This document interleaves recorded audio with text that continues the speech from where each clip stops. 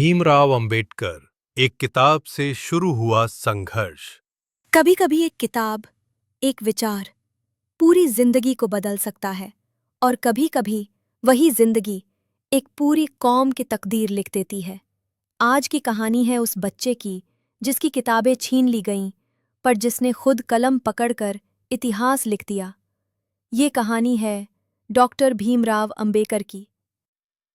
छोटा बच्चा स्कूल के बाहर बैठा है, फर्श पर पढ़ रहा है, बाकी बच्चे बेंच पर।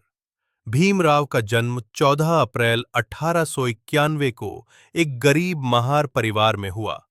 उनका जन्म उस समाज में हुआ जहां छुआछूत, भेदभाव और अपमान आम बात थी।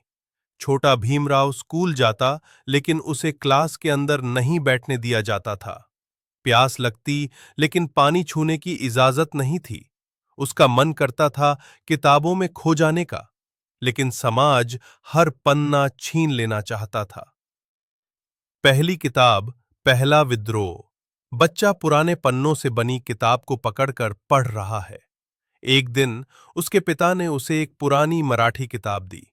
भीमराव ने वो किताब नहीं पढ़ी, उसे जिया। वो समझ गया कि ज्ञान ही एक ऐसा हथियार है जिससे वो खुद को आजाद कर सकता है। और यहीं से शुरू हुआ एक किताब से उसका संघर्ष। वो पढ़ना चाहता था, समाज रोकता था। वो आगे बढ़ना चाहता था, लेकिन रास्ता कांटों से भरा था। शिक्षा की शक्ति। भीमराव पढ़ते हुए टॉर्च की रोशनी में रात को किताबों में डूबा हुआ। भीमराव ने कभी हार नहीं मानी।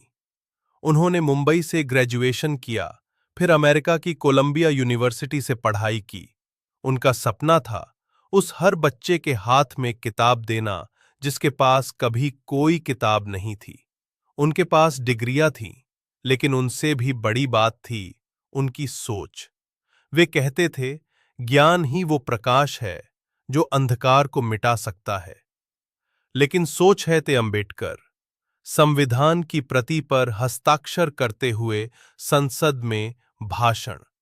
भारत को जब आजादी मिली तो डॉक्टर अंबेडकर को संविधान समिति का अध्यक्ष बनाया गया। जिस बच्चे को कभी स्कूल में जगह नहीं मिली थी, अब वो पूरे देश का भविष्य लिख रहा था। उनकी कलम ने वो शब्द गढ़े जो आज भी भारत की आत्मा है: समानता, न्याय, स्वतंत्रता, बंधुत्व। उनकी सीख युवाओं के लिए। अंबेडकर भाषण देते हुए, युवा छात्र नोट्स लेते हुए। डॉक्टर अंबेडकर ने सिर्फ संविधान नहीं लिखा, उन्होंने करोड़ों दलितों, वंचितों और युवाओं को सपना देखने की हिम्मत दी। उन्होंने कहा था, शिक्षित बनो, संगठित रहो, संघर्ष करो। उन्होंने सिखाया कि हालात कैसे भी हो, अगर आपके हाथ में किताब है तो आप अपनी तकदीर खुद लिख सकते हो। एक गरीब बच्चा स्कूल बैग उठाकर स्कूल की ओर बढ़ रहा है। बैकग्राउंड में अंबेडकर की मूर्ति। एक किताब से शुरू हुआ संघर्ष भारत के संविधान में बदल गया। एक बच्चा जिसे नीचा दिखाया गया, उसने पूरे देश को ऊंचाई दी। आज भी जब कोई बच्चा किताब उठाता है तो अंबेडकर की आत्मा मुस्कुराती है। तो याद रखो दोस्तों, किताबें सिर्फ कागज नहीं होती, ये वो हथियार हैं जो दुनिया बदल सकती हैं। भीमराव अंबेडकर ने हमें ये सिखाया कि ज्ञान ही सबसे बड़ा क्रांतिकारी अस्त्र है।